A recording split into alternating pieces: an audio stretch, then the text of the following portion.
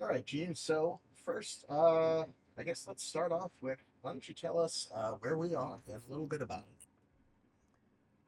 We're in a pharmacy called Carter's Pharmacy in Ortega, Corinthian Road, Ortega, over here, Old Jacksonville. We used to call this big money side of town. This was Old Jacksonville. Went into school. It was the people from Ortega's, and we were from the. This was the high dollar town, and we were from Shantytown, low dollar town. But it's been here. This place has been here for this building understands been here for over 100 years. And the pharmacy, back in the 40s, and it goes, and it's still a pharmacy. And it's like a little 7-Eleven, so you can buy all kinds of stuff. But the pharmacy still operates. And this is the soda fountain. There used to be, there was a soda, all the soda jerk machines were up there, but they did away with those some years back. But this is kind of like it was all the way back in the 40s. And I know that particular to Skinner, this place has a little bit of history. Why don't you tell us a bit about that? Um, well, I think about 64 or whatever, when Ronnie went to see the Rolling Stones, he came back and, decided that he wanted to be a singer. And I can't think of the guy's name at the time, but Ronnie was talking with him. And there was three or four guys. I have trouble with my dang memory, but Steve Rosenblum, Rick Doschler, and Kenny Parker. I can't think of the other one. They had a little band, and they actually played cover tunes and blues music. And so Ronnie just bulled his way in and said, "Hey, I'm gonna be your singer." And then when Ronnie found out that they just wanted to play cover tunes and do blues music, Ronnie wanted to um, write and record his own music. And so shortly after that is when he hit Bob Burns in the shoulder with the ball down at Hyde Park ball field, and found out that Bob Burns was a drummer and rehearsing in Bob's garage with Gary Rosington and Larry Johnstrom.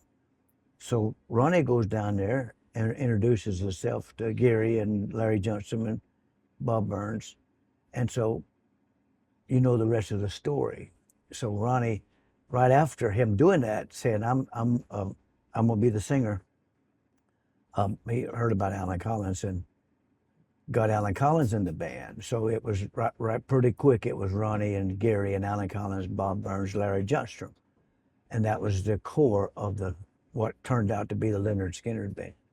Changed, Larry Johnstrom went with 38 Special when 38 Special formed and became the bass player for 38 Special.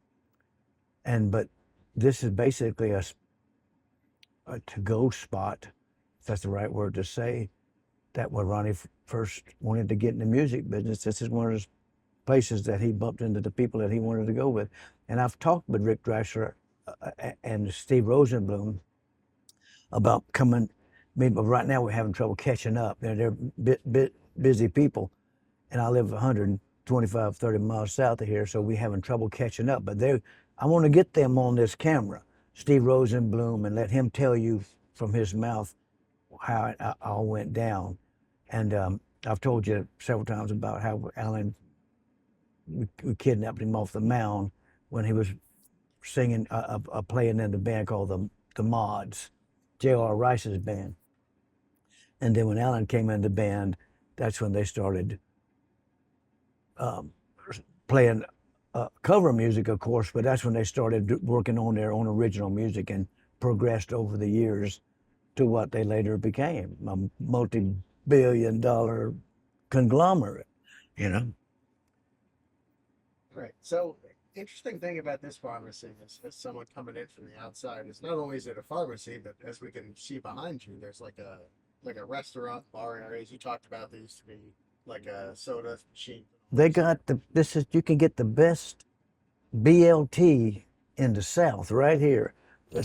They got a list of stuff here: chili cheese dogs, smoked meatloaf, tacos, quesadillas, but I'm telling you, the BLT here it don't have 2 strips of bacon in there. It's got about 6 strips of bacon in it. It is the best BLT that you can find right here at Carter's Pharmacy on Corinthian Avenue in Ortega. All right. And I guess it would be safe to assume that there were probably several band lunches here, right? Where they talked about probably music, their plans for the future, and things like that. Yeah, and I think Bill Fair's met Ronnie here several times. Ronnie's other number one best friend, Bill Fairs. I talked with him about coming, but it's hard to catch up with people to do stuff like this. And yes, I don't know how many times, see, because I'm certain I certainly wasn't with him every time he came here and all this other stuff, because it wasn't long after that meeting he got married and went to work at his brother-in-law's auto parts store. And I got married not too long after that and went to work. And so we didn't hang out as close as we did as when we were kids, fishing together and everything. But I'm sure there were several meetings here and with the guys hanging out here. And Alan Collins hung out here quite a bit, 'cause right down the road at the park is where he ran over his guitar. He was out laying out there and he backed his car over his guitar. I can't remember which guitar it was, but I think might have been 65 or 66. But the Skynyrd boys hung out here quite a bit. All right, so that's all I had, unless you had anything else you wanted to tackle. Well, just when I first came back, years and years and years, I haven't been in this place for many years, and it's good to come back here. It brings back some memories of the '60s, and when Ronnie and we, as kids, hung out and run around together. But this old pharmacy brings back a lot of memories, and it's still a pharmacy. It's still working order, and they closed the thing at 3 o'clock, I believe. But this counter, everything still runs. So if you're hanging out here in Ortega, come on by Carter's Pharmacy and get you a BLT or lunch, or some cough syrup, whatever you need, And this place is still after all these years, still cooking.